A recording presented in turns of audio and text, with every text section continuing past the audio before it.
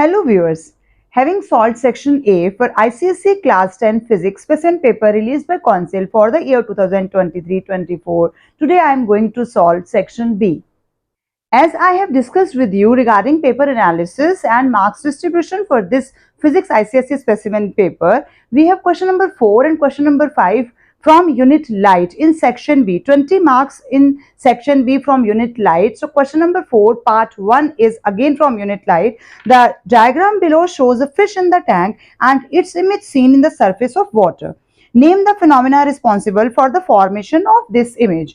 As we know, light rays coming from fish inside the tank when suffers refraction at the water air interface, तो हमें उसकी image दिखाई देगी. जैसा आपने टैंक वाले क्वेश्चन में पढ़ा भी हुआ है कि मान लेते हैं कि फिश हमारे पास है और फिश के साथ यहाँ पर हमारी इमेज जो हमें दो रेज लेनी होती हैं, दो रेज लेंगे, दो स्ट्रेट रेज लेनी है. जब वो वाटर यानी कि डेंसर मीडियम से रेयर मीडियम में जाएगी, it should bend away from the normal, तो दूसरी तरफ बेंड हो जाएंगी, थोड़ा सा बेंड हो जाएंगी, नॉर्मल से दूर चले जाएंगे, away from the normal.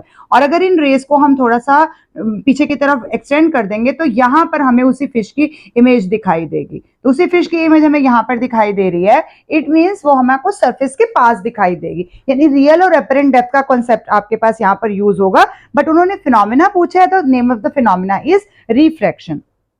Complete the path of रे through the glass prism of critical angle 42 degree. ये हमारा इसका बी पार्ट है. ये हमने अभी जो सॉल्व किया ये ए पार्ट था. अब इसमें आपके पास प्रिज्म दिया गया है और प्रिज्म का 90 डिग्री का एंगल यहाँ सेंटर में रखा गया है. इस तरफ आपके पास 45 डिग्री का एंगल है. और light ray which is going to incident on this first surface, let it be A, B and C. On first surface which light ray is incident, it is making an angle of 90 degree. It means it is incident normally on this surface AB. As we know, whenever a ray incident normally it goes undeviated. तो ये undeviated नीचे अंदर चले जाएगी prism के अंदर और यहाँ जाकर ये इस सरफेस से स्ट्राइक करेगी. अब जब ये इस सरफेस से स्ट्राइक करेगी, क्योंकि ये प्रिज्म जो है वो हमारा राइट एंगल्ड आइसोसेलेस प्रिज्म है, दोनों एंगल 45 डिग्री के होंगे और यहाँ पर ये नॉर्मल के साथ 45 डिग्री का एंगल बनाएगी. ऑब्वियसली 45 डिग्री का एंगल जो है वो 42 डिग्री से ग्रेटर है क्योंकि उन्होंने क्रिटिकल एंगल हमें दिया हुआ है. तो angle of incidence is greater than critical angle, it means TIR हो जाएगी. तो टोटल इंटरनल रिफ्लेक्शन होने की वजह से लाइट रे अंदर ही चली जाएगी, बाहर नहीं जाएगी. और अंदर जाने के बाद यहाँ पर इस सरफेस पे स्ट्राइक करेगी, दोबारा से 90 डिग्री का एंगल बनाएगी. 90 डिग्री एंगल बनाएगी, इट मींस दोबारा से अनडेविएटेड ही ये रे बाहर चले जाएगी. इस तरह का आपका कुछ डायग्राम बनेगा जो कि आपको 2 मार्क्स के लिए बनाना है क्योंकि ये 3 मार्क का क्वेश्चन है. 1 mark for this phenomena and 2 mark for this. तो 2 मार्क्स आपके एक रे और एक रे के बनेंगे. आप प्रॉपर रे पे एंगल मार्क करेंगे. यहाँ 45 है, यहाँ 90 है और थोड़ा सा इसके बारे में एक लाइन आप लिख सकते हैं कि इस सरफेस पे अनडेविएटेड जा रही है, यहाँ पर हमारी TIR हो रही है, यहाँ पर नॉर्मली सरफेस पे स्ट्राइक कर रही है, इसलिए पास इज अनडेविएटेड. तो ये आपका कंप्लीट आंसर हो जाएगा. फर्स्ट पार्ट 3 मार्क्स का था. सेकेंड पार्ट में आपके पास refractive index of water is 1.33 at certain temperature. mu water हमें दिया गया है 1.33. When the temperature of water is increased by 40 degree, यानी कि हमने टेम्परेचर को इंक्रीज किया है. टेम्परेचर इंक्रीज बाय कितना दिया गया है 40 डिग्री सेल्सियस. कितना भी मतलब इंक्रीज हो रहा है. अब हमें पता है कि टेम्परेचर इंक्रीज होगा तो स्पीड ऑफ लाइट इंक्रीज हो जाएगी. Speed of light increases when temperature increases. Temperature increase हो रहा है तो यहाँ पर म्यू जो है वो हमारा डिक्रीज हो जाएगा. स्पीड ऑफ लाइट इंक्रीज हो रही है, टेम्परेचर इंक्रीज होता है. जब हमें गुस्सा आता है, हमारा टेम्परेचर इंक्रीज हुआ तो हम क्या करते हैं, स्पीड इंक्रीज हो जाती है ना, तेज तेज भागते हैं, इधर उधर दौड़ते हैं कि क्या करना चाहिए हमें इसके बाद. तो यहाँ पर ऐसे याद रखना है, टेम्परेचर इंक्रीज हुई, स्पीड ऑफ लाइट इंक्रीज हुई, क्योंकि स्पीड इंक्रीज हुई इसलिए म्यू जो है वो डिक्रीज हो जाएगा. तो यहाँ पर जो उसने हमें दिया है कि x बन रहा है रिफ्रैक्टिव इंडेक्स, तो x है जो उसकी वैल्यू 1.33 के साथ क्या कंपैरिजन रहेगा, तो it should be less than 1.33.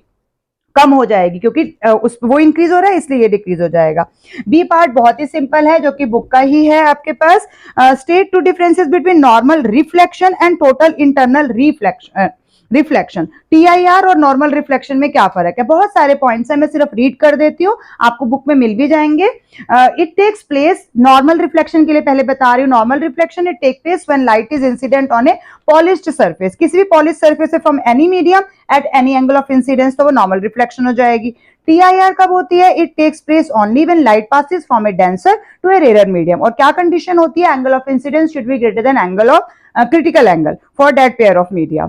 Second point आप ले सकते हैं, only a part of light is reflected and rest is absorbed and refracted in case of normal reflection. और TIR के केस में entire light is reflected.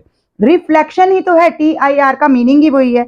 There is loss of energy in case of normal reflection, there is no loss of energy in case of TIR. Image is less bright and brightness gradually decreases with time. इसमें image is much brighter and brightness remains unchanged. Normal reflection not depend on refractive index but TIR depend on refractive index. मैंने आपको 5 point बताए हैं, आपको यहाँ पर कोई से भी 2 पॉइंट्स लिखने हैं, 2 पॉइंट करेक्ट लिखने हैं आपने, आपको पूरे मार्क्स मिल जाएंगे. इसका हम थर्ड पार्ट पे जा रहे हैं. थर्ड पार्ट पे फिर से हमारे पास डायग्राम आ रहा है. थर्ड पार्ट के डायग्राम के लिए हम यहां पर अब कर लेते हैं.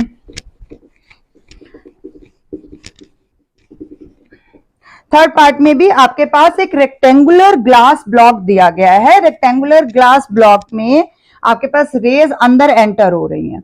रेज अंदर एंटर होती हैं तो आप सबको पता है कि जब रे अंदर एंटर हो रही है तो अंदर आने के बाद, क्योंकि रेयर मीडियम से डेंसर मीडियम में जा रही है, it is bending towards the normal, तो ये नॉर्मल की तरफ बेंड हो जाएगी और उसके बाद ये बाहर जा रही है. बाहर जा रही है. अगर हम इसी रे को आगे फर्दर इंक्रीज करते हैं तो ये डायग्राम तो सबने बनाया हुआ है कि ये लेटरल डिस्प्लेसमेंट शो कर रहा है. यहाँ पर दोनों तरफ हमारा ये नॉर्मल आ रही है, लेटरल डिस्प्लेसमेंट शो कर रहा है. लेकिन यहाँ क्वेश्चन में थोड़ा सा चेंज क्या है कि हम ये जो एमरजेंट रे आ रही है, इस एमरजेंट रे को भी पीछे थोड़ा सा एक्सटेंड कर रहे हैं. एमरजेंट रे को पैरेलल लेकर पीछे आ रहे हैं और पैरेलल जो एमरजेंट रे यहाँ पर पहुंच रही है उसका और इसके बीच का हमें एपरेंट डेप्थ और रियल डेप्थ का कंसेप्ट यहाँ पर दिया गया है कि कोई चीज है ओ ऑब्जेक्ट पर, ओ पॉइंट पर है, लेकिन वो हमें एक्स डिस्टेंस नीचे यानी कि आई पॉइंट पे दिखाई दे रही है रेक्टेंगुलर ग्लास ब्लॉक की वजह से. अब इसके लिए क्या क्वेश्चन दिया गया है, name and define the phenomena responsible for seeing the image at a different position. आपको पता है कि हो क्या रहा है. यहाँ पर रियल और एपरेंट डेप्थ का कंसेप्ट लगा सकते हैं आप, लेटरल डिस्प्लेसमेंट का कंसेप्ट लगा सकते हैं, बट इसके पीछे उसने क्वेश्चन थोड़ा सा ट्विस्ट किया है. Define the phenomena responsible for seeing the image at the different position. क्यों हमें इमेज किसी और पॉइंट पे दिखाई दे रही है, फिनोमेना इसके पीछे कौन सा फिनोमेना है. तो यहाँ पर दोबारा से वही आंसर आ रहा है, रिफ्रैक्शन ऑफ लाइट. जो हमने फर्स्ट पार्ट में किया वही यहाँ पर आ रहा है. अब यहाँ पर ये एपरेंट शिफ्ट का केस हो रहा है. This phenomena is of apparent shift case and phenomena responsible for क्या है, refraction of light. और उसकी definition आपको पता है, when any object placed in one medium and viewed from another medium appears at a distance other than the real depth. इसी को हम कहते हैं ना apparent shift. इसको हम थोड़ा सा define कर लेंगे. Change in direction of path of light when it passes from one transparent medium to another transparent medium, it is called refraction. मैंने एपरेंट डेप्थ को भी आपके लिए डिफाइन किया और रिफ्रैक्शन की. आपने रिफ्रैक्शन का ही देना है क्योंकि उसने सिर्फ रिस्पॉन्सिबल फिनोमेना पूछा है आपसे. बी पार्ट में आ रहा है state the effect of x when y increases और y डिक्रीजेस. अब y कौन है, ये चीज है हमारे पास. y इस ग्लास स्लैब की जो हमारे पास विड्थ आई है वो चीज है. तो अगर x हमारे पास क्या है, यहाँ पर x जो है ये हम इसको लेंगे क्या, ये क्या है, ये एपरेंट शिफ्ट है. एपरेंट शिफ्ट मींस हमें दिख रही है चीज, वहां पर है तो वो ओरिजिनली ओ पॉइंट पे ही है, सिर्फ हमें दिख रही है. और y क्या है, थिकनेस ऑफ ग्लास स्लैब है. यहां पर हमने ग्लास स्लैब लिया, वैसे कोई भी मीडियम भी आप ले सकते हैं. यहां पर ग्लास स्लैब है तो ग्लास स्लैब का हम ले लेंगे.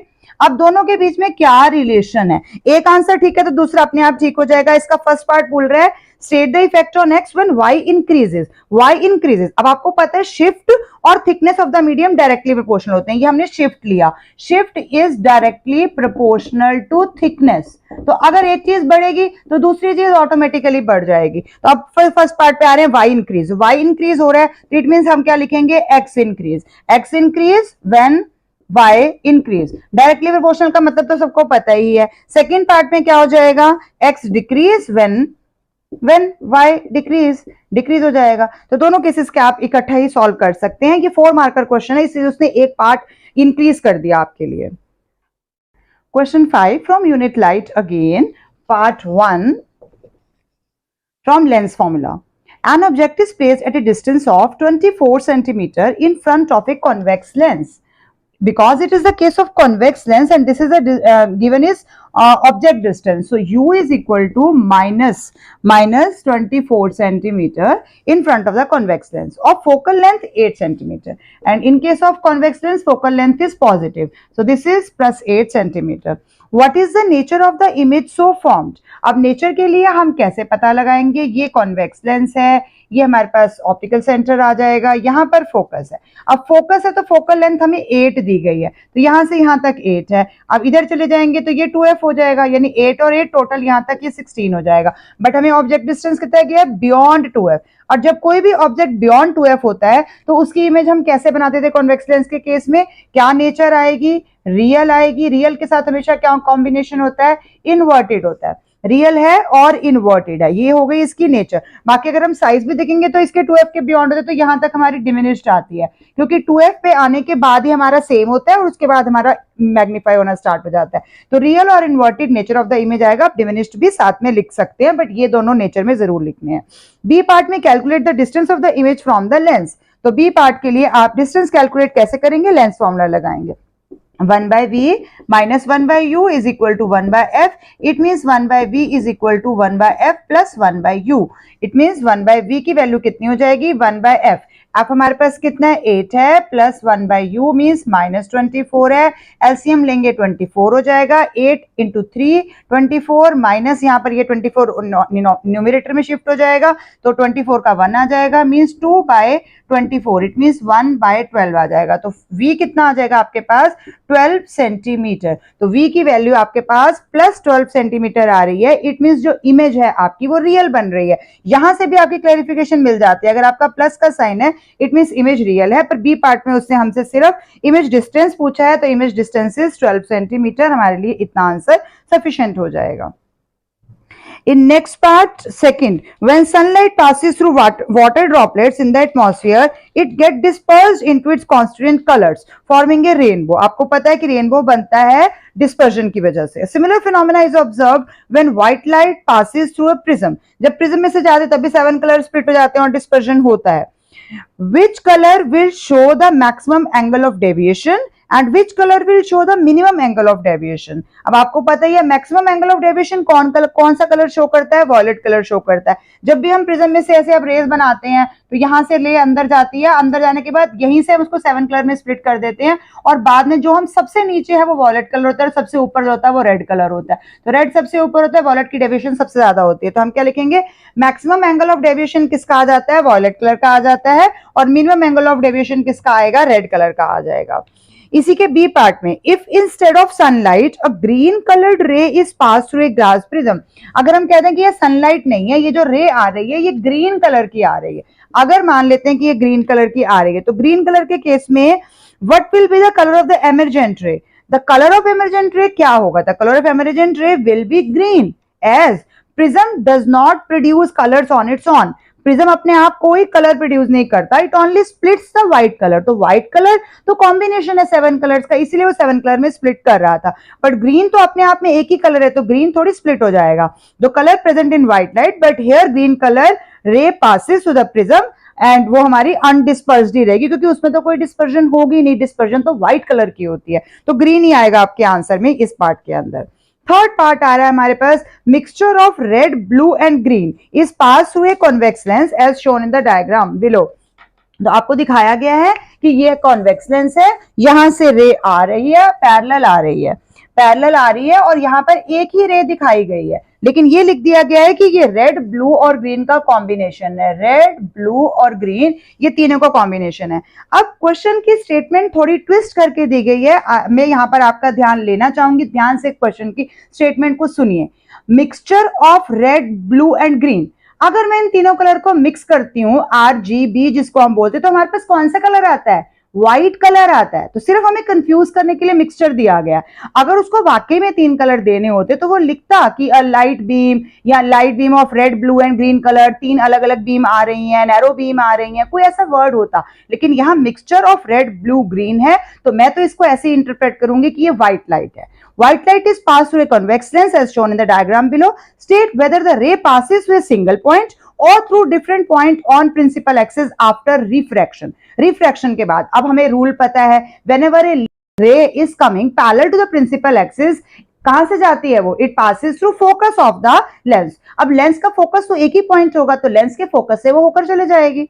ठीक है, इट पासिस थ्रू फोकस, तो इट मींस हमारा क्वेश्चन क्या है? थ्रू ए सिंगल पॉइंट और थ्रू डिफरेंट पॉइंट, तो हमारा क्या आएगा? Single point. हम इसमें दो लाइंस दिखेंगे, mixture of red blue and green colour appears almost white colour की हमें दिखती है, and when light ray is traveling parallel to the principal axis of convex lens, after refraction it passes through focus, यानी कि वो single point से जाएगी, on opposite side of the lens जाएगी।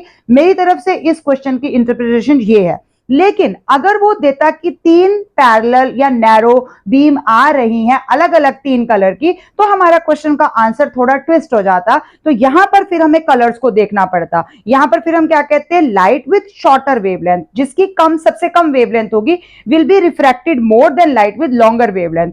तो यहां पर ब्लू कलर की वेवलेंथ सबसे कम होती है, तो ब्लू कलर की रिफ्रैक्शन सबसे ज्यादा हो जाएगी and it will be focused first, तो इसीलिए उसकी फोकसिंग जो है वो पहले आ जाएगी। और रेड की लॉन्गेस्ट वेवलेंथ है, तो उसकी रिफ्रैक्शन लीस्ट होगी, तो वो लास्ट में जाके फोकस होगा, और ग्रीन इन दोनों के बीच में फोकस हो जाएगा।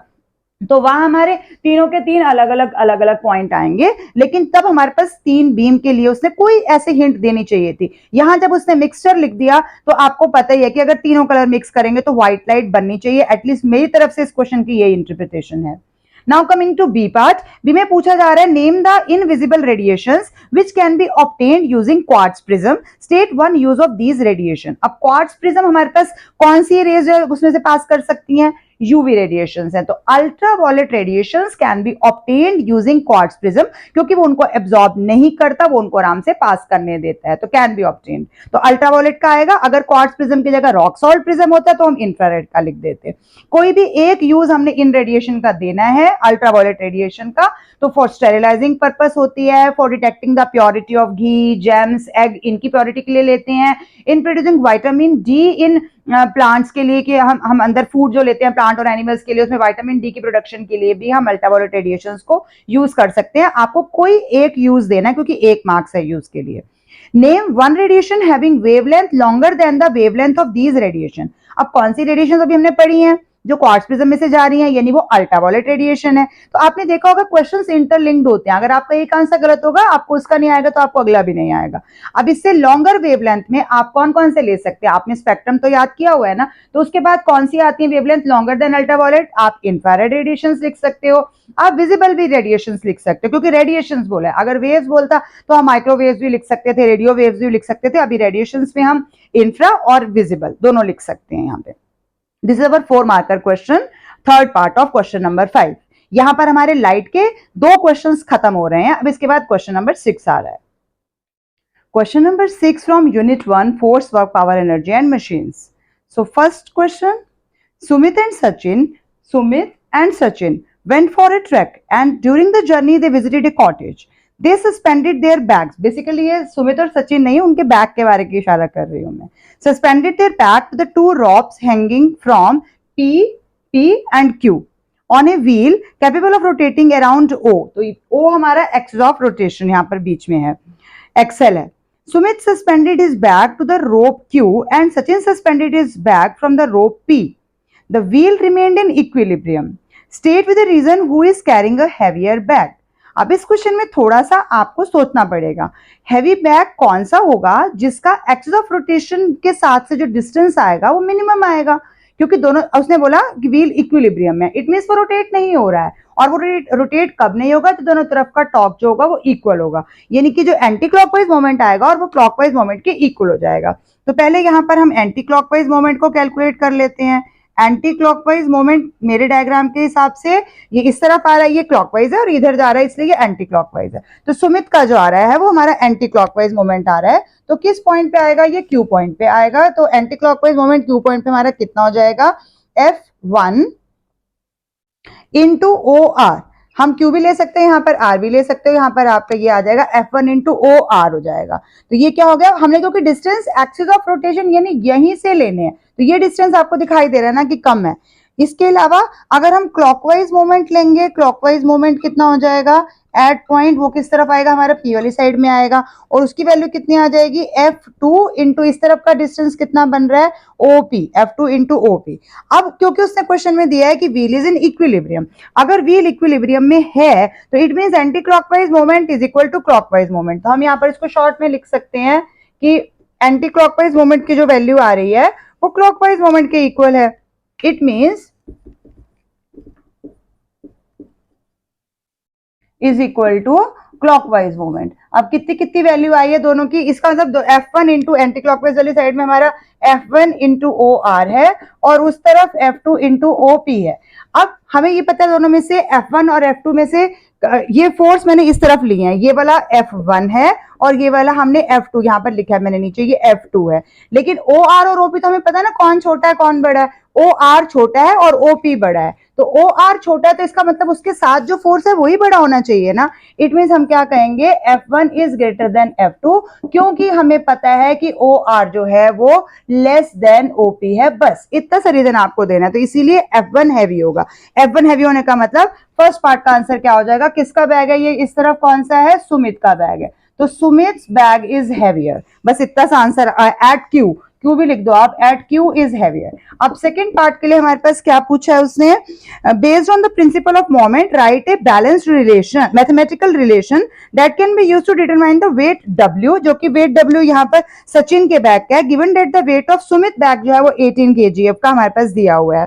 तो यही दोबारा एंटी क्लॉकवाइज और क्लॉकवाइज हम दोबारा से लिख देंगे। यहाँ पर क्या हो जाएगा हमारे पास 18 इंटू कितना आ रहा है OR, और उस तरफ हमने इसको कितना लिया है वेट यानी कि W इंटू कितना हो जाएगा हमारे पास OP। अब क्योंकि वैल्यू तो दी नहीं गई है हमारे को, तो हमें इसी में रिलेशन को छोड़ना है, बस W की वैल्यू हो कितनी जाएगी 18 into OR and divided by OP। अगर ये वैल्यू दी होती तो हम उसको पूरा निकाल सकते थे, बट अभी क्योंकि उन्होंने सिर्फ ये बताया कि मैथमेटिकल रिलेशन फॉर्म कर दो, तो हमारे पास इतना ही आंसर रहेगा।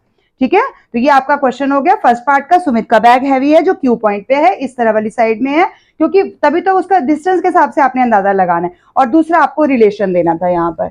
इसी का ही सेकंड पार्ट आ रहा है आपके पास, जिसमें आपको पुली दिए गए हैं, 3 पुलिस दिए गए हैं, यानी कि ब्लॉक एंड टैकल सिस्टम दिया गया है। फर्स्ट ए पार्ट में copy and complete the level diagram showing the correct connection of tackle. तो टैकल अच्छे से बनाने के लिए, और क्वेश्चन में आपने ध्यान से पढ़ना है कि उसने टैकल हमारे से किस तरह से मांगी है। The direction of the forces involve to obtain maximum VR। Maximum VR हम यहां से कितना ले सकते हैं विद द कन्वीनियंट डायरेक्शन। जब भी हम कन्वीनियंट डायरेक्शन की बात करेंगे तो VR उतना ही आएगा जितनी नंबर ऑफ पुलिस हैं। अगर वो कन्वीनियंट डायरेक्शन ना देता तो हम 3 पुलिस से 4 VR भी ले सकते थे, लेकिन अभी हम नहीं ले सकते हैं। तो यहां पर अपने बोला obtain maximum VR with convenient direction, यानी कि डायरेक्शन नीचे आनी चाहिए। तो डायरेक्शन नीचे आनी चाहिए, तो यहाँ ऑड नंबर ऑफ पुलिस है, तो हम कहां से टैकल स्टार्ट करते हैं, नीचे वाले ब्लॉक के हुक से स्टार्ट करते हैं। अगर आपको पुलिस के कंसेप्ट में कोई भी डाउट है तो पुलिस के ऊपर मेरी वीडियो बनी हुई है, शॉर्ट्स भी बनी हुई है, प्रॉपर वीडियो भी बनी हुई है, आप वहां से रेफरेंस ले सकते हैं। प्रैक्टिकली मैंने डेमोन्स्ट्रेट किया है। तो यहां से हम टैकल से स्टार्ट करेंगे, पहले हम अपर ब्लॉक की लोअर पुली में जाएंगे, फिर हम टोटल नीचे वाले ब्लॉक में आ जाएंगे, फिर नीचे वाले ब्लॉक से हम अपर ब्लॉक की फर्स्ट पुली पे जाएंगे, और यहां से हमारी एफर्ट जो है वो नीचे की तरफ आ जाएगी। तो ये आपकी एफर्ट की डायरेक्शन हो जाएगी। एफर्ट की डायरेक्शन तो नीचे हो गई। अब इसमें बाकी डायरेक्शन हमने कहां देनी है, टेंशन। टेंशन हमेशा अपवर्ड होती है, एफर्ट हमेशा डाउनवर्ड होती है, और टेंशन क्योंकि 3 नंबर ऑफ पुलिस है तो मिनिमम हमको 3 पॉइंट पे दिखानी है, एक यहाँ और एक हम यहाँ भी दिखा सकते हैं, और सब में टेंशन सेम ही रहेगी, तो हमने टी से ही उसको रिप्रेजेंट कर देना है। ये हमारा फर्स्ट पार्ट है कि आपने इसके अंदर सारी चीजें शो करनी थी। डायरेक्शन ऑफ फोर्सेज इन्वॉल्व, बस ये हो गया हमारे पास। इसके अंदर एफर्ट दिखा दिया आपने, लोड की डाउनवर्ड उन्होंने ऑलरेडी दिखाई हुई है। बी पार्ट में calculate the MA of this police system if its efficiency is 80%। तो एफिशिएंसी 80% का मतलब क्या हो गया, यहाँ पर इसमें हमारा लोड डाउनवर्ड होता है, एफर्ट डाउनवर्ड होता है, टेंशन अपवर्ड होता है। ये एरो गलत लगाने पर भी आपका मार्क कट जाता है, इससे प्लीज ध्यान रखेंगे। एफिशिएंसी हमें दी गई है 80%। 80% एफिशिएंसी गिवन है। VR जितना नंबर ऑफ पुलिस है उतना होता है, तो VR इस केस में हमारे पास 3 ही आएगा, क्योंकि 3 नंबर ऑफ पुलिस हमने यूज की है। हमने MA निकालना है, तो एफिशिएंसी का फॉर्मूला क्या हो जाता है, MA upon VR।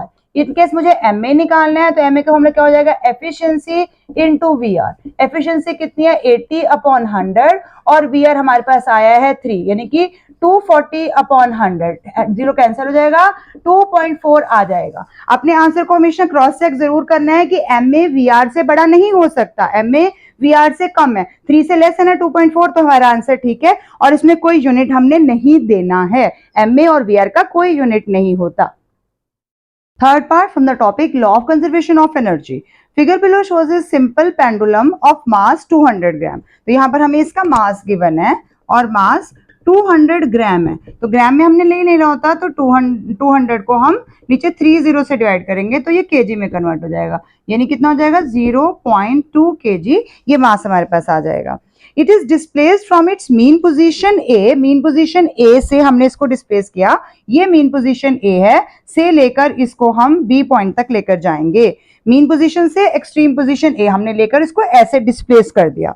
The potential energy at the position A जो है वो हमारे पास, आपको पता है जब बिल्कुल लो हाइट पे हम होते हैं, यानी कि जीरो हाइट है यहाँ पर, तो पोटेंशियल एनर्जी कहाँ से आएगी, तो वो जीरो है। Eight the position be the pendulum Bob is raised bye, यहाँ पर ये कितना ऊपर उठा हुआ है, यानी कि एच कितनी दी हुई है हमारे को 5 मीटर की दी हुई है। What is the potential energy of the pendulum at the position B, position B पे पेंडुलम की कितनी हो जाएगी, ये हमारा ए पार्ट है यहाँ पर। तो पोटेंशियल एनर्जी कितनी, पोटेंशियल एनर्जी का फॉर्मूला हम सबको पता है, mgh होता है। m की वैल्यू 0.2 है, g की वैल्यू क्वेश्चन में 10 दी हुई है, 10 मीटर पर सेकंड स्क्वायर दी हुई है, और h की वैल्यू क्वेश्चन में 5 दी हुई है, तो 5 × 2 10 हो जाएगा, और उसको हम सॉल्व करेंगे डेसिमल के लिए तो 10 जूल हमारे पास पोटेंशियल एनर्जी आ जाएगी। बी पार्ट के लिए what is the total mechanical energy at point C, total energy, यही तो हमने पढ़ा law of conservation of energy पे, हम ए बी सी तीनों पॉइंट्स पे डिराइव करते हैं, लेकिन हमारे पास आंसर क्या आता है, mgh के इक्वल ही आता है ना, यानी जितनी भी मैक्सिमम एनर्जी होती है वो पूरे सिस्टम के अंदर कंजर्व रहती है। तो यहाँ पर टोटल मैकेनिकल एनर्जी हमारे पास अगर हम लेंगे सी पॉइंट के ऊपर, तो वो काइनेटिक, क्योंकि यहाँ पर सेंटर पॉइंट में आपके पास काइनेटिक एनर्जी भी है, काइनेटिक और पोटेंशियल मिलाकर है, लेकिन उसका आंसर जितना इनिशियल पॉइंट से हमने स्टार्ट किया था उतना ही रहेगा। एक्सट्रीम पॉइंट पे 10 जूल थी, तो सी पर भी टोटल मिलाकर 10 जूल होगी, वो अलग बात है कि उसमें आधी पोटेंशियल हो जाएगी और आधी काइनेटिक हो जाएगी, बट क्योंकि उन्होंने इसका डिस्टेंस हमें नहीं दिया तो इसको हम कैलकुलेट नहीं कर सकते, हम सिर्फ लॉ को यूज करते हुए लिख देंगे। आप चाहें तो ब्रैकेट में लिख दें according to law of conservation of energy.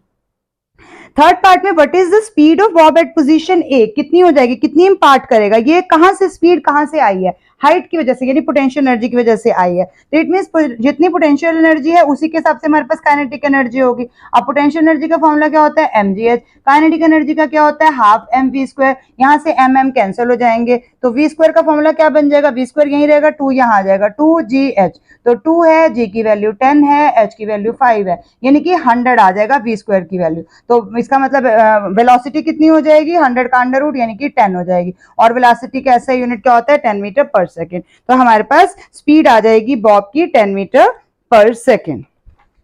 अब क्वेश्चन नंबर 7 जो है वो आपका होता है चैप्टर साउंड से, तो यहाँ पर पार्ट नंबर 1 और पार्ट नंबर 3 चैप्टर साउंड से ही है, लेकिन सेकेंड पार्ट जो है वो रेडियो एक्टिविटी चैप्टर से भी लिया गया है, 3 मार्कर, जैसा अभी हमने डिस्कस किया था। Now question number 7, question number 7 का फर्स्ट पार्ट हमारा न्यूमेरिकल है। A person standing in front of a cliff fires a gun, मान लेते हैं ये क्लिफ है और यहाँ पर पर्सन स्टैंड हुआ है और यहाँ से वो फायर कर रहा है गन को, and he hears it's echo after 3 second, तो यहाँ पर जाने और आने का टाइम, यानी कि यहाँ का टाइम जो है वो हमें 3 सेकेंड दिया गया है। If the speed of sound in air, तो वी एयर जो है हमें speed of sound in air 336 metre per second दी हुई है। Calculate the distance of the person from the cliff, कितना डिस्टेंस हो जाएगा उस पर्सन का क्लिफ से जिसको एको जो है वो 3 सेकंड के बाद सुनाई दे रही है। तो अब आपको डिस्टेंस का फॉर्मूला पता है, d इज इक्वल टू क्या होता है, vt/2, v की यानी कि स्पीड हमें दी हुई है 336, टाइम हमें दिया हुआ है 3 सेकंड, और हम 2 से डिवाइड कर देंगे तो कितना आ जाएगा आपके पास, 1 आ गया, 12 है, 6 आ गया और 6 आ गया, तो 166 है आपके पास। 166 को आप 3 से मल्टीप्लाई कर लेंगे, 60 2 8 16, 168 है आपके पास। 168 को आप 3 से मल्टीप्लाई कर लेंगे तो आपके पास आंसर आ जाएगा 504 मीटर। तो ये तो हमारा हो गया फर्स्ट पार्ट का आंसर कि वो एग्जैक्टली अभी स्टार्टिंग में 504 मीटर के डिस्टेंस पर खड़ा है।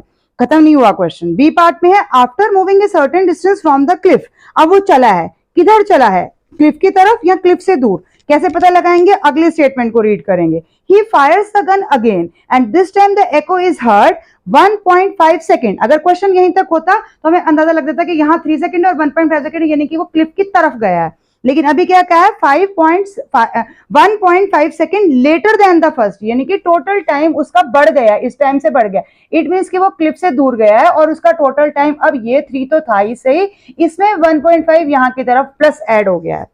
तो इसको करने के दो मेथड हमारे पास हो सकते हैं। पहला मेथड हम ये मान लेते हैं कि जितना डिस्टेंस इसने मूव किया, लेट डिस्टेंस मूव जो है वो उसके पास x ले लिया हमने कि वो x डिस्टेंस जो है वो इस तरफ अवे फ्रॉम द क्लिफ चला गया है। इट मींस हमारा टोटल डिस्टेंस फिर इस केस में कितना हो जाएगा, क्लिफ से डिस्टेंस कितना हो जाएगा, 504 हमने ऊपर निकाला और प्लस x हम कर लेंगे तो टोटल डिस्टेंस हो जाएगा। यानी कि d डैश का फॉर्मूला हमने यहाँ पर लगाना है, तो v हमें पता है v तो सेम ही रहेगी, t डैश हमने अभी दूसरा वाला टाइम लेना है और डिवाइडेड बाय 2। अब v कितनी है हमारे पास 336 है, t डैश अब टोटल टाइम कितना लिया है उसने टोटल, अब क्योंकि मैं क्लिफ से डिस्टेंस ले रही हूँ टोटल डिस्टेंस, तो मेरे को टाइम को भी प्लस करना है। और तो अब का न्यू टाइम कितना आ जाएगा 3 और 1.5 को प्लस कर देंगे तो आपके पास आ जाएगा 4.5 सेकेंड, और आप इसको 2 के साथ डिवाइड कर देंगे तो आपके पास आंसर आ रहा है, डी डैश का भी हमने निकाला 504 प्लस एक्स, और इस तरफ को आप कैलकुलेट करेंगे तो आपका आंसर आ रहा है 756। तो x कितना हो जाएगा 756 में से 504 को आप माइनस कर दो तो 252 मीटर आपके पास आंसर आ जाएगा। ये तो हो गया एक मेथड। अब इसमें एक और मेथड भी आप कर सकते हैं कि आप डायरेक्टली ले लें जितना डिस्टेंस उतने जितना टाइम में कवर किया है, तो हम इस वाले पोर्शन को इग्नोर ही कर देंगे, हम सिर्फ ये वाला पोर्शन लेंगे।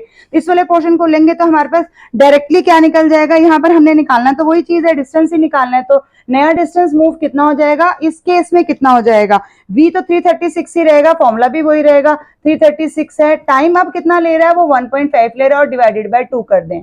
अगर आप डिवाइडेड बाय 2 कर देंगे तो 168 को 1.5 से मल्टीप्लाई करेंगे तब भी आपके पास डायरेक्टली 252 मीटर आएगा। लेकिन अगर आप पूरा क्लिप से डिस्टेंस कैलकुलेट करना चाहते हैं तो आपको टाइम भी कैलकुलेट करना पड़ेगा, तो टाइम हमारा 4.5 होगा, तो डिस्टेंस हमारा 504 प्लस x लेकर हमें x कैलकुलेट करना है। अगर आप डायरेक्टली लेना चाहते हो क्योंकि इसमें स्टेटमेंट में काफी क्लियर दिया हुआ है कि 1.5 सेकेंड ही लग रहा है यहाँ से यहाँ का, तो उससे भी हम कर सकते हैं। तो दोनों केसेस में आपके पास आंसर 252 मीटर ही आएगा।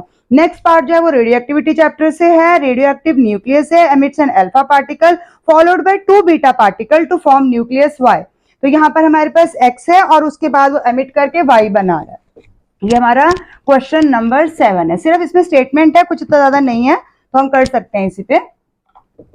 7th क्वेश्चन का सेकंड पार्ट है आपके पास। इक्वेशन आपको दी गई है, थोड़ा सा उसने हिंट आपको अच्छे से दिया हुआ है। रेडियो एक्टिव न्यूक्लियस है, x है, जिसके बाद वो अल्फा पार्टिकल एमिट कर रहा है, वो क्या बन रहा है उसने नहीं दिया तो हम p ले लेते हैं। उसके बाद वो 2 बीटा पार्टिकल एमिट कर रहा है और अब ये y बन रहा है, तो ये स्टेटमेंट हमें दी गई है। With respect to the element x where would you position the element y in the periodic table. तो पोजीशन का पता लगाने के लिए हमें उसके अंदर एटॉमिक नंबर और मास नंबर पता लगाने पड़ेंगे, तो हम वहीं से स्टार्ट करते हैं। ZXA हम मान लेते हैं एटॉमिक नंबर Z और मास नंबर A है। अल्फा पार्टिकल एमिट हुआ तो P बना, अब इसमें क्या हो जाएगा Z-2 और ऊपर क्या हो जाएगा A-4।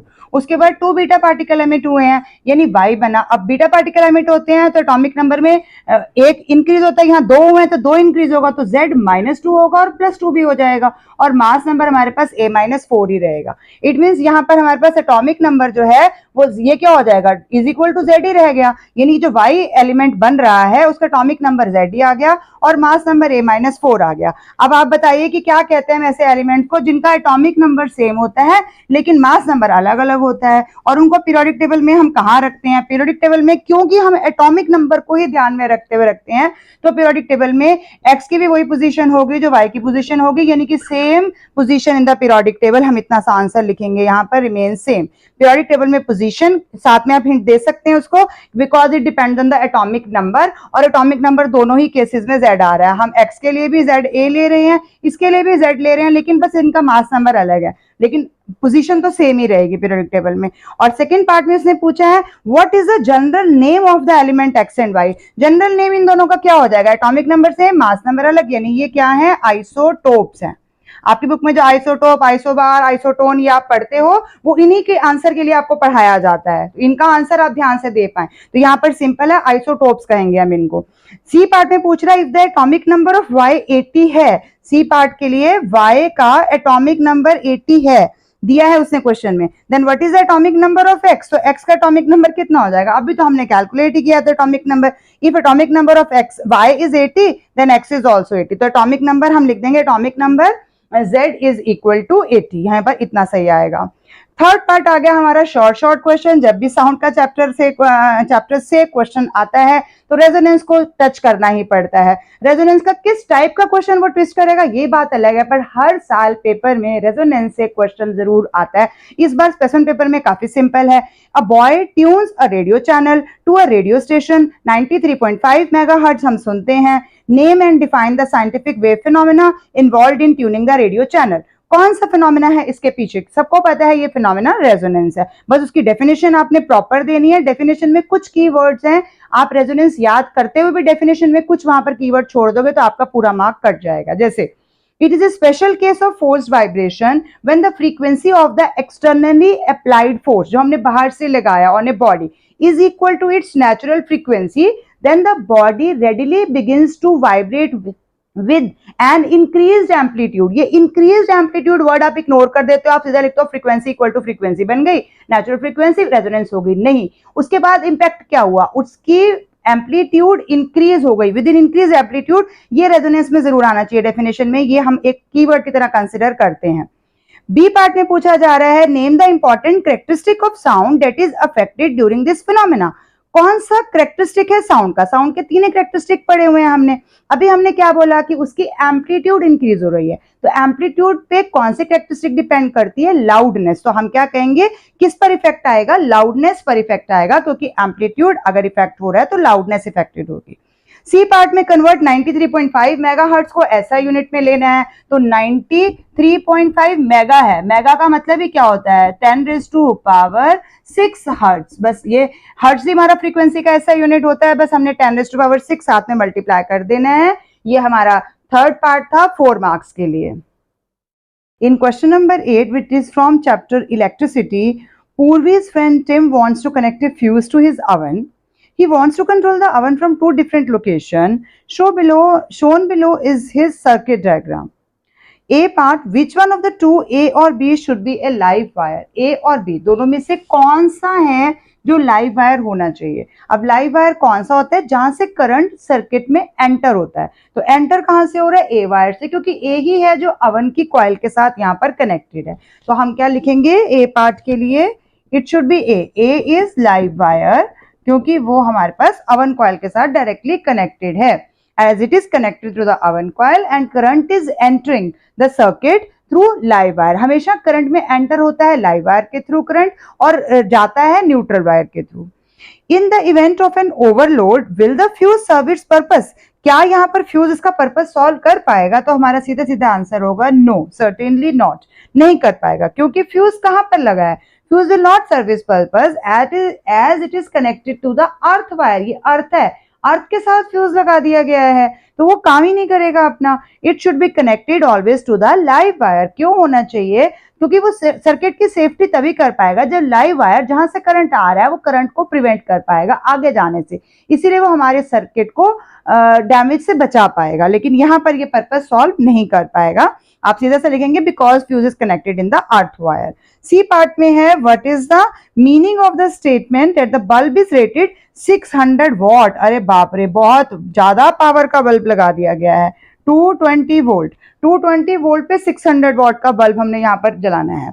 अब इसका मीनिंग क्या है स्टेटमेंट का, it means if the bulb is lighted at proper 220 voltage अगर उसको मिल रही है, then electric power consumed by the bulb is 600 watt. या फिर हम दूसरी स्टेटमेंट भी दे सकते हैं कि इट मीन 600 जूल जो एनर्जी वो कंज्यूम कर रहा है, 600 joule of the electrical energy is consumed by the electric bulb in 1 second time. तो हम दोनों तरह से इसकी स्टेटमेंट को दे सकते हैं। ये हमारा 8th क्वेश्चन का फर्स्ट पार्ट था। सेकेंड पार्ट हमारा आ रहा है इसके अंदर रेडियो एक्टिविटी से। सेकेंड पार्ट में हमारे पास एक रिएक्शन दी गई है, फिर से ये हमारा लास्ट चैप्टर का सेकेंड बी एक्सरसाइज है। यहाँ पर रेडॉन लिया गया है, रेडॉन में 86 है और 222 हमारे पास मास नंबर है, जिससे पोलोनियम बन रहा है, 84 है और 218 बन रहा है, 218। प्लस यहाँ पर x है और उसका नाम एटॉमिक नंबर दिया है ना मास नंबर, ये हमसे पूछा गया, तो कंप्लीट करनी है रिएक्शन। अब आप देखिए एटॉमिक नंबर में कितने का डिफरेंस आ रहा है, 2 का आ रहा है, तो एटॉमिक नंबर में 86 में से 84 माइनस करूंगी 2 हो गया। मास नंबर में 222 और 218 में कितना डिफरेंस हो जाएगा, 4 का हो जाएगा, यानी कि x का हमारे पास 2 एटॉमिक नंबर और मास नंबर 4 आ गया, यानी ये है क्या हो गया हमारे पास, हीलियम न्यूक्लियस हो गया ना, 2He4 वाला, यानी कि अल्फा पार्टिकल है ये हमारे पास। What will be the effect on the radiation? हमारे पास ये क्या है, अल्फा रेडिएशन, अल्फा पार्टिकल आ गया है, तो अब बी पार्ट इसी के ऊपर लिंक्ड है, अगर यहां से आपने गलत कर दिया तो बी भी गलत हो जाएगा। What will be the effect on the radiation X emitted in the above reaction, यानी जो अल्फा निकली है, when it is allowed to pass through an electric field, जब हम इलेक्ट्रिक फील्ड में से अल्फा रेडिएशंस को पास करेंगे तो क्या होगा, अल्फा खुद क्या होती है, पॉजिटिवली चार्ज होती है, तो अल्फा कहां चले जाएगी, it will turn toward the negative plate, जिधर भी नेगेटिव प्लेट हमारी लगी होगी सर्किट के अंदर, इलेक्ट्रिक सर्किट के अंदर, वहां पर नेगेटिव प्लेट की तरफ बेंड हो जाएगा। तो हमने क्या लिखना है, when alpha radiation is pass through electric field it will turn toward the negative plate of the electric field as these are positively charge, खुद पॉजिटिव है तो जाएंगे नेगेटिव की तरफ ही। थर्ड पार्ट में हमारे पास आता है न्यूमेरिकल। अब न्यूमेरिकल में आपको रेजिस्टिविटी, रेजिस्टेंस और ईएमएफ, इन सब चीजों की वैल्यू का भी ध्यान रखना है। तो न्यूमेरिकल में करंट भी पूछा गया है, ईएमएफ भी दी गई है, इंटरनल रेजिस्टेंस भी है, पैरेलल भी है और सीरीज भी है, हर तरह के कॉम्बिनेशन दिए गए हैं। यहाँ हमारे पास पहला जो आ रहा है 2 ओम का रेजिस्टर, ये लगा हुआ है पैरेलल में हमारे पास, और यहाँ 2 रेजिस्टेंसेस सीरीज में लगे गए हैं, 5 ओम और 3 ओम का रेजिस्टेंस सीरीज में है, और इसी के साथ सर्किट को कंप्लीट करने के लिए यहाँ पर के स्विच लगा हुआ है, की जिसको हम बोलते हैं पॉजिटिव टर्मिनल, नेगेटिव टर्मिनल, और ये हमारा सर्किट कंप्लीट हो गया। यहाँ पर आपकी ईएमएफ दी गई है 4 वोल्ट, जब लिखा है तो इट मींस ये ईएमएफ पूरे सर्किट की होती है, और साथ में 0.4 ओम है, यानी ये इंटरनल रेजिस्टेंस है हमारी बैटरी की। तो ये छोटा सा सर्किट हमें दिया गया है, करंट के पॉजिटिव साइड है तो करंट हमारा यहाँ से एंटर होगा, यहाँ से जाएगा, इधर अलग जाएगा, 2 ब्रांचेस में करंट बढ़ जाएगा क्योंकि 2 पैरेलल ब्रांचेस आपको दिखाई दे रही हैं। अब ए पार्ट में calculate the resistance of the circuit when the key के कंप्लीट्स द सर्किट, जब हमने की को स्विच क्लोज कर दिया तो हमारे पास रेजिस्टेंस कैलकुलेट करनी है, टोटल रेजिस्टेंस कितनी आएगी। तो पहला सीरीज कॉम्बिनेशन हमारे पास आरएस जो है वो 2 ओम आ रहा है, दूसरा सीरीज कॉम्बिनेशन हमारे पास जो है वो 5 और 3 यानी कि 8 ओम आ जाएगा। तो पहला पैरेलल कॉम्बिनेशन हमारे पास यहाँ पर क्या बन जाएगा, 2 ओम और 8 ओम हमारे पास पैरेलल में आ जाएंगे। क्या करते हैं हम एलसीएम ले लेंगे, 8 आ जाएगा, 2 4 8 होता है, 1 आ गया, 5/8 आ गया। इट मीन्स पैरेलल रेजिस्टेंस हमारे पास कितनी आ जाएगी, इसका रेसिप्रोकल करेंगे, पैरेलल रेजिस्टेंस टोटल आ गई 8/5 यानी कि 1.6 ओम हमारे पास पैरेलल रेजिस्टेंस आ गई। बट पूछा क्या गया है, calculate the resistance of the circuit, पूरे सर्किट में कितनी है, यानी कि टोटल रेजिस्टेंस कितनी है। तो टोटल रेजिस्टेंस के लिए हम टोटल जो हमने हमारे पैरेलल कॉम्बिनेशन इन सब का निकला है वो कितना है, 1.6 है, और साथ में इंटरनल रेजिस्टेंस हमारे को 0.4 ओम दी गई है। तो टोटल मिलाकर 2 ओम की हमारे पास टोटल रेजिस्टेंस आ जाएगी, जो कि फर्स्ट पार्ट का आंसर है। ए पार्ट के लिए हमने ये कर लिया। अब बी पार्ट के लिए हमारे से फर्दर पूछा गया है, calculate the current through 3 ohm resistance when the circuit is complete. 3 ओम वाले में कितना जाएगा, तो पहले तो हमें टोटल करंट सर्किट के अंदर निकालना पड़ेगा।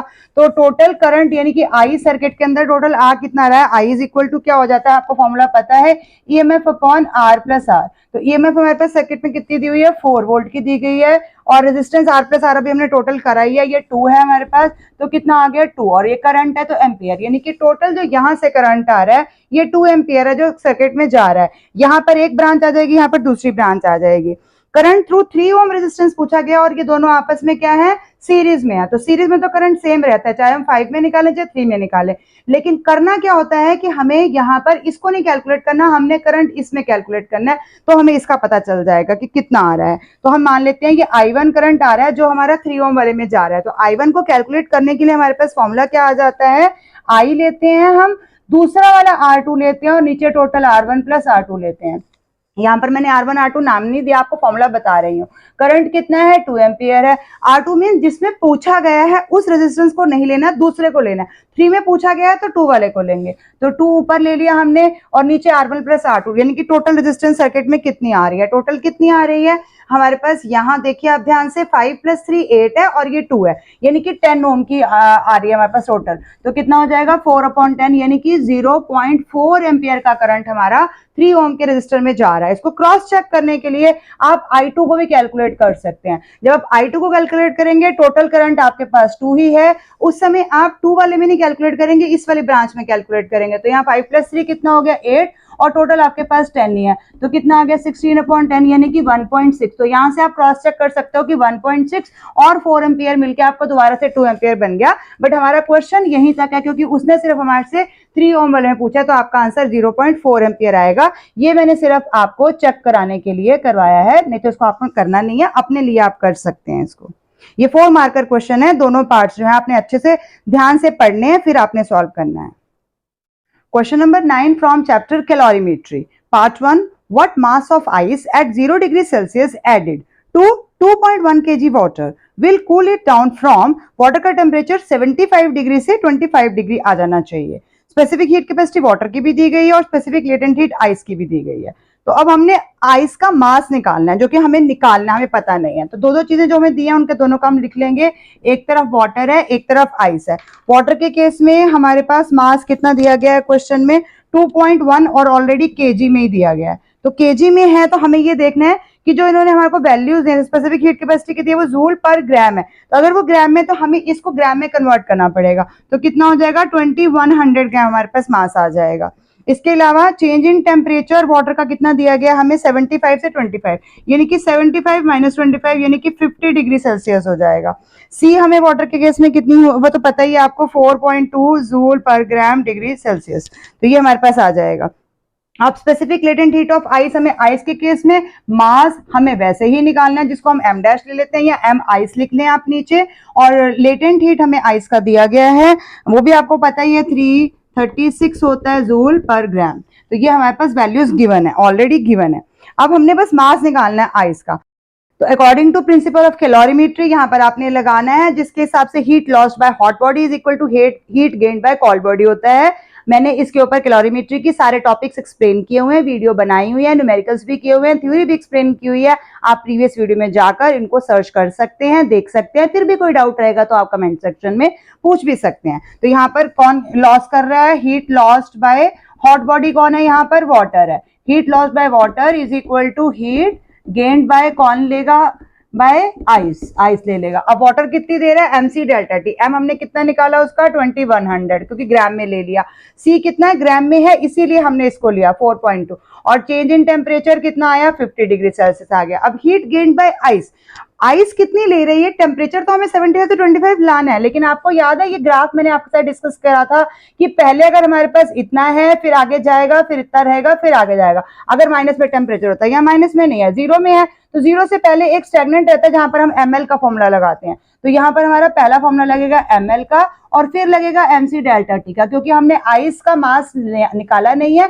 तो हम इसको कैलकुलेट करने के लिए पहले हम कॉमन ले लेते हैं। कॉमन लेने के बाद अंदर l हमारे पास आ जाएगा 336, m डैश हमने कॉमन ले लिया, c डेल्टा टी लेना है। तो c तो आइस जब पिघल जाएगी तो पानी बनेगा, और पानी का c अभी हमें दिया ही हुआ है 4.2 है। और इस केस में डेल्टा टी कितना होगा, हमें पानी का आइस का टेम्परेचर कहां तक लेके जाना है, 75 से उसने बोला था 25 तक लेकर आना है। तो इसका मतलब आइस का टेम्परेचर कितना हो गया 25 - 0, यानी कि आप यहाँ पर 25 ले सकते हैं। इधर की कैलकुलेशन को अगर आप सॉल्व करेंगे तो आपके पास आएगा 2100 और इन दोनों को मल्टीप्लाई करेंगे तो आपके पास 210 आ जाएगा। दोनों को मल्टीप्लाई करेंगे तो 440 100 आ जाएगा, इधर से m डैश आ जाएगा। 336 ऑलरेडी है हमारे पास, 4.2 को 25 से मल्टीप्लाई करेंगे तो आपके पास 105 आ जाएगा, यानी टोटल मिलाकर ये 441 और m डैश हो जाएगा। और इस तरह 44100 है तो m डैश की वैल्यू यानी कि मास ऑफ आइस कितना है 44100 डिवाइडेड बाय 441, यानी कि आप इसको कैलकुलेट करोगे 100 नहीं है, यहाँ पर 2 जीरो और 1 जीरो यानी कि 3 जीरो है यहाँ पर, तो 3 जीरो है तो कट जाएगा और 3 जीरो ही बच जाएंगे, यानी कि 1000। अब हमने किसमें कन्वर्ट किया था, ग्राम में किया था, तो हमारे पास आंसर ग्राम में ही आएगा, तो 1000 ग्राम है। तो m डैश हमारे पास 1000 ग्राम लिखेंगे आप, या फिर इसको आप 1 kg लिखेंगे, क्योंकि दिया गया क्वेश्चन kg में था तो हम उसको kg में ही कन्वर्ट करके लिखेंगे। तो मास ऑफ आइस जो है कितनी रिक्वायर्ड होगी यहाँ पर 1 kg। Second part, again from calorimetry, diagram below shows a cooling curve for a substance. State the temperatures at which the substance condenses. अब कंडेंसेशन का मतलब क्या होता है? When gas is changing into liquid phase, यानी कि gases phase से या स्टीम जो है वो लिक्विड में कन्वर्ट हो रही है। तो कंडेंसेशन यहाँ पर कहाँ हो रही है? तो पहले इस ग्राफ को हम नाम दे देते हैं कोई भी, A B C D E, ताकि आइडेंटिफिकेशन इजी हो जाएगी। अब कंडेंसेशन अगर होती है तो आपको पता है कि टेम्परेचर फिक्स रहता है, तो इस फेज में अगर आप देख रहे हैं तो टेम्परेचर फिक्स रह रहा है और यहाँ पर यहाँ जाकर वो चीज लिक्विड बन रही है, यानी कि यहाँ वो स्टीम से लिक्विड में कन्वर्ट हो रही है। इट मीन्स ये हमारा कंडेंसेशन पॉइंट है। तो यहाँ पर कंडेंसेशन हो रही है, तो उससे पूछा क्या है?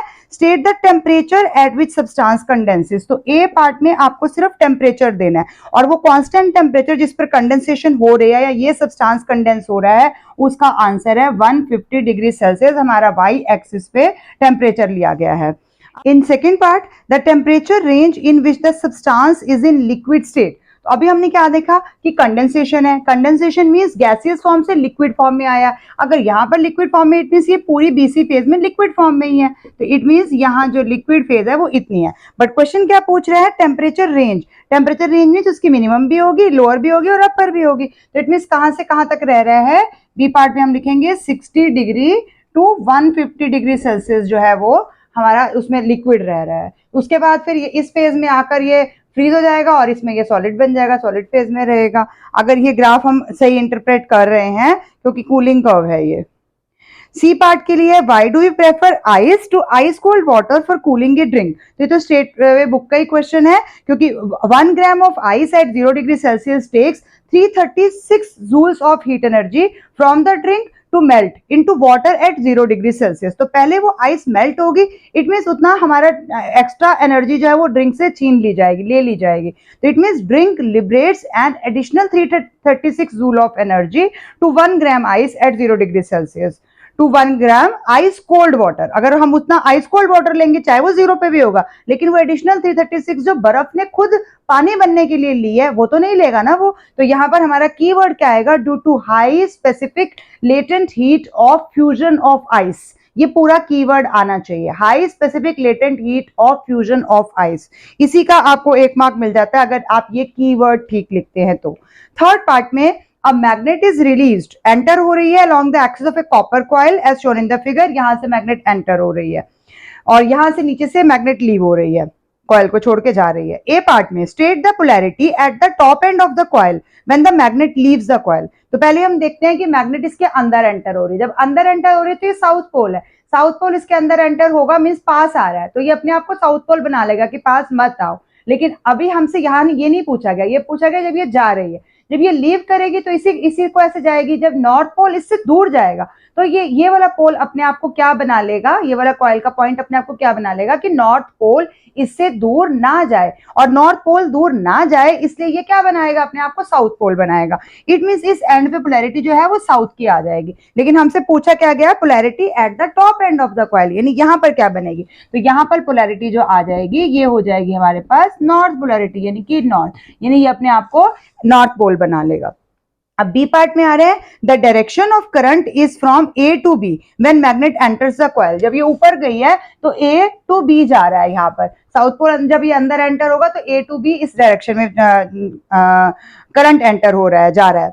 What will be the direction of the current when the magnet leave the coil? जब मैग्नेट कॉइल को लीव करेगा तो डायरेक्शन ऑफ करंट क्या हो जाएगी, ऑब्वियसली इसकी उल्टी हो जाएगी। एंटर होने पे ए टू बी था तो लीव होने पे बी टू ए हो जाएगा। आप चाहें तो यहाँ पर आप लॉ लगा के भी देख सकते हैं, बट यहाँ स्ट्रेट पे आप ए टू बी का बी टू ए भी कर सकते हैं, क्योंकि हमें पता है कि लीव होने पर जो होगा वो अपोजिट हो जाएगा, जो पहले एंटर होने पे करंट की डायरेक्शन थी उसका।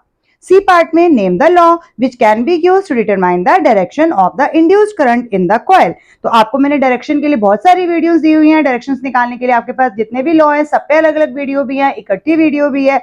यहाँ पर जहां भी induce current in the coil आता है वहां पर आपको कौन सा लॉ लगाना है, फ्लेमिंग्स राइट हैंड रूल लगाना है, या फिर आप लेंस लॉ लगा सकते हो। जैसे मैंने अभी आपको जिस तरह से बताया कि वो पास आ रहा है, वो दूर जा रहा है, तो इस केस में आप अगर लेंस लॉ लगाएंगे, जिसका मतलब ही ये होता है कि current induced in the coil is such that it opposes the cause of its production. जिसकी वजह से वो बन रहा है वो उस कॉज को अपोज करता है। मैग्नेट के पास आने की वजह से बन रहा है तो वो अपने आप को चाहेगा कि मैग्नेट मेरे पास ना आए, और अगर दूर जाने की वजह से तो वो अपने आप को जाएगा कि दूर ना जाए, यानी कि अपने आप को दूर ना जाने के लिए वो अपोजिट पोलैरिटी बना लेगा। डी पार्ट में state one way to increase the magnitude of the induced current in the coil. तो बहुत सारे मेथड है, आपको कोई एक देना है। तो पहला हो जाएगा rapid motion of the magnet. Magnet को अगर हम बहुत तेजी से मूव करेंगे कॉइल के अंदर तो ऑब्वियसली जो मैग्नीट्यूड है इंड्यूस्ड करंट का वो इंक्रीज हो जाएगा। अदर फैक्टर्स में आप ये भी दे सकते हैं if we are using a strong magnet. और थर्ड पॉइंट पे आप ये भी दे सकते हैं if we increase the number of turns in the coil. जो भी आपको ज्यादा अच्छे से समझ में आता है वो पॉइंट आप यहाँ पे देख सकते हैं। होपफुली आपको जो मैंने सॉल्यूशंस दिए हैं वो समझ में आ गए होंगे। If you still have any doubt you can tell me in the comment section. I will definitely try to solve your doubt. Thanks for watching till the end. Keep watching, sharing and subscribe to my channel. Thank you.